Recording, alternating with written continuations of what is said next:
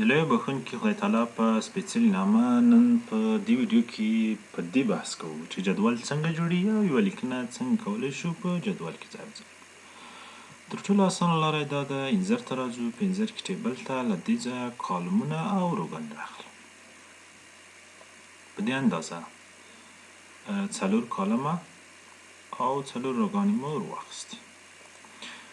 یوه علمي موضوع په دې کې ځای په ځای کوو چې ټول تخنیکونه یې موږ ته معلوم شي چې یوه حجره څنګه زیاتوو یا یوه ورو څنګه دغه روګانې دي دا څنګه اضافه کوو څنګه یې له منځه وړو او دغه کالمونه دي څنګه اضافه کوو او څنګه یې له منځه وړلی شو دلته لیکو وګړی دلته ولیکو مفرد او دلته جمع شخصي ضمیرونه دي په همدې باندې کار کوو دلته که دې ته شمېرې ورکړو اول دویم دا هم په خپله لاس باندې ورکړي او که له دې ځای نه یې ورکړو راځو هم ته په هم کې مثلا له دې ځای هم ورکړي په دې حجره یا سیل کې کنسر ایږدو تب ته فشار ورکړو دا اتومات خپله زیاتي کنټرول زید اوس ورته وایي چې د هغه دې ونه لري دا شنه دې ونه لري راځو ډیفاینډ نمبر ته دلته داش ترې ختموو داش مو ترې ختم کړو خو په دې کې دې څنګه وي شمېره نه وي اتومات له دې ځای نه شروع شي دې ګټه او ښه والی دا دی دلې ورته ولیکو اصلي حالت دلې ورته ولیکو غیر حالت زموږ موخه یوازې دا ده چې تخنیکونه یې زده کړو دا دواړې حجرې دې څنګه وي یوه وي راځو لیاوټ ته په لیاوټ کې ورته وایو چې مرج سیل دواړو ته یو شو مثلا شخصي ضمیرونه چې دي اصلي حالت کې زه دی مغیره یې ما دی جمع یې موږ دی مفرد یې دویم شخص ته دی تا یې مغیره حالت دی تاسې تاسو ښه دلته نو دریم شخص چې دی موږ درې اشخاص لرو دا له منځه یوسو دا حجرې هم څنګه کړه مرج سیل ته یې وایي دلته کله چې یوه حجره زیاتوو یعنې یوه حجره په دوو برخو ویشو انزر ته راځو انزر کې ټیبل ورته وایي چې ډراو ټیبل زه یو شی نوي رسموم رسم کړه دلته یې هم رسموو دلته واخلي چې د بل باندې رسموو مثلا دلته لیکو نارینه دی مغیره یې ده دوی د تا په مرسته کولی شي له یوې حجرې نه بلې ته لاړ شي ښځینه دا دی دا هم مشترک دی په دواړو کې د مرج سیل په مرسته څنګه کوو یو کوو دا کار وشو دا اوس ټول انتخابوو ورته وایي چې په منځ کې واوسي دا کار هم وشو کیدلی شي موږ دلته لومړني خط ته یو بل ډول باډر ورکړو راځو ډیزاین ته په ډیزاین کې له دې ځای انتخابوو مثلا دا انتخابوو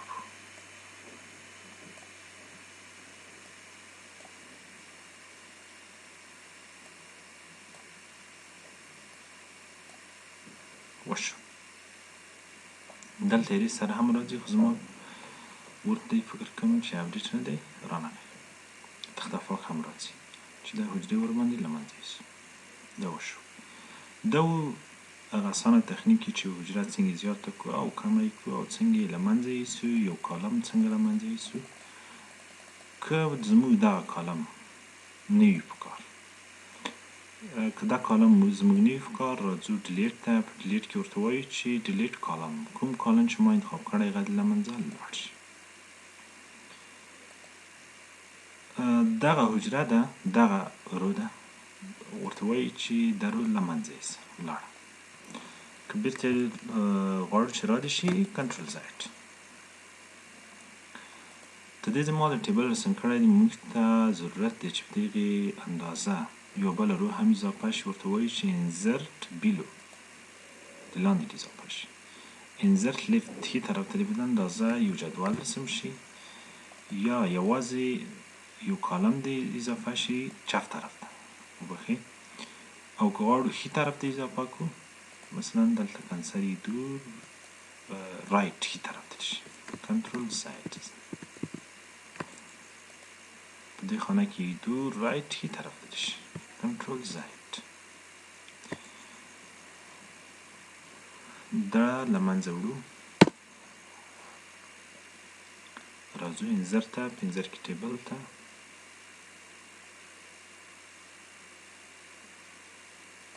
په دې اساس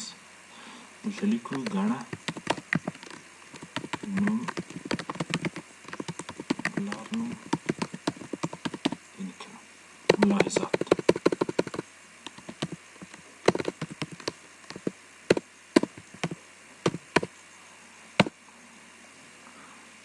شمیرې ورکوو،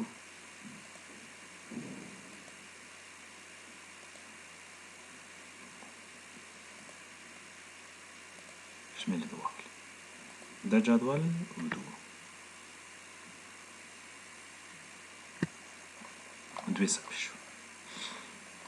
2 صفحې شو. دویمه صفحه یې هم سپینه ده، پخوانۍ د لومړۍ صفحې دغه معلومات نه دي پکې راغلي. دا به بولډ کړو، کولی شو دلته راځو ډیزاین ته، په ډیزاین کې دلته یو رنګ هم ورته انتخابوو، مثلا دا رنګ هم ورته انتخابوو، کولی شي د فونټ رنګ هم تغییر کړو.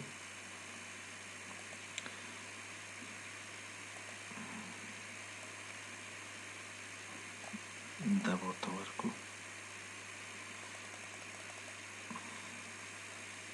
د اندازه دې لوی وي. دا کار وشو، مثلا نوم دی بلال، د احمد زوی دی. ملاحظاتو کې لیکو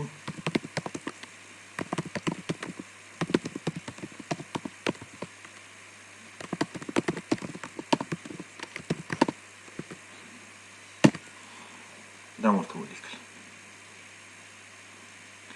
اوس د دې ټولو حجرو یا د ټولو د رو اندازه په غیر منظم شکل شوه، غواړو چې منظمه شي، یعنې په حجرو کې په مساوي ډول د متن تقسیم شي. دا انتخابوو، راځو لیاوټ ته، په لیاوټ کې ورته وایو چې آتو فیټ کانټیننټ، د محتوا پر اندازه د کالم ورته جوړ شي. یعنې اوس چې څومره محتوا ده په همغه اندازه کالم جوړ شوی. ورته وایي چې آتو وینډو، په وینډو کې چې څومره د ورد صفحه ده، موږ مرجین ورته انتخاب کړی دی، حاشیه ورته انتخاب کړي، ورقه ورته انتخاب کړي دي، په همغه اندازه دی دا هم انتخاب شي، آتو وینډو. اوس دا دلته کمه ده اندازه، نو حجرې هم غوړې شوې په همدې اندازه. دلته لیکنه زیاته ده، حجره هم غټه شوه. دا یوازې دا دی، خو دا چې موږ ته معلومات وشي، باید په هره رو کې دغه معلومات راشي، دا معلومات راشي. نو بیا ورته وایي چې ریپیټ هیډر رو، دا اوله خانه چې ده هغه دې موږ ته تکرار شي، هغه هم دلته تکرار شو. کیدلی شي په ځینو حجرو کې موږ وغواړو چې لیکنه مو په بل ډول شي، یعنې په هغې ډول ځای ډېر نیولی وي، برعکس شي، مثلا په دې ډول دې شي، په دې ډول دې شي، د دې په مرسته یې کولی شو منظمه کړو، دا ډول شي. خو کیدلی شي تاب یې هم کړو، دلته پنسل رانغی، دا و د جدول جوړول او یو لیکنه پکې ځای په ځای کول. ډیلیټ هم کړو. کیدلی شي موږ یوه لیکنه کړې وي، غواړو په جدول یې واړوو، احمد،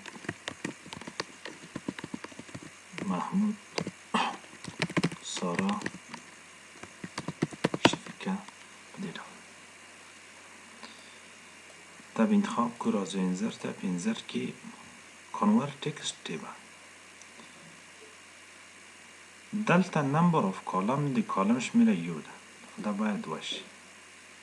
غیر منظمه ده.